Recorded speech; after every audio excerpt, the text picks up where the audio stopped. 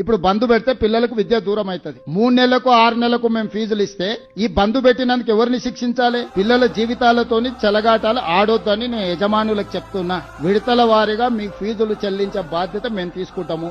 పిల్లల చదువులకు ఆటంకం కలిగిస్తే యజమానులైనా ఉండొచ్చు, రాజకీయ పార్టీలైనా ఉండొచ్చు, ఎవరైనా కఠినంగా వ్యవహరిస్తాము. మీ డబ్బుల కోసం పిల్లల జీవితాలతోని చెలగాటం ఆడకండి. ఈ రోజు మీరు బంధు పెడితే అకాడమిక్ ఇయర్ లాస్ అయిపోతే ఆ పిల్లలకు చదువు తిరిగి రాదు. ఇవాళ మీ ఫీజు రియంబర్స్మెంట్ తిరిగి వస్తుంది. పిల్లలకు మీరు చేసే అన్యాయం తిరిగి వస్తుందా? ఇవాళ పిల్లలకు చదువు చెప్పకుండా కళాశాలలు బంధు పెడితే 3 నెలల తర్వాత ప్రభుత్వం నిధులు ఇచ్చింది అనుకో. ఇప్పుడు ఈ విద్య దూరమైన పిల్లలు ఏం కావాలి చెప్పండి? ఫేస్ రికగ్నేషన్ పెట్టిన పిల్లలకు టీచర్లకు తప్ప, ల్యాబ్లు ఉన్నాయా లేవా పరిశీలించమని చెప్పిన తప్ప, టీచర్లు ఉన్నరా లేరా చదువు చెప్పేటోళ్ళు ఉన్నరా లేరా చూడండి అని చెప్పిన తప్ప, భవనాలు ఉన్నాయా లేవా చూడండి అని చెప్పిన తప్ప, స్కూళ్లు కాలేజీలు బంద్ పెట్టి ఏదో చేస్తాం అనుకుంటే మాత్రం అది పిల్లలకు అన్యాయం జరుగుద్ది. విద్య వ్యాపారం కాదు, విద్య సేవ.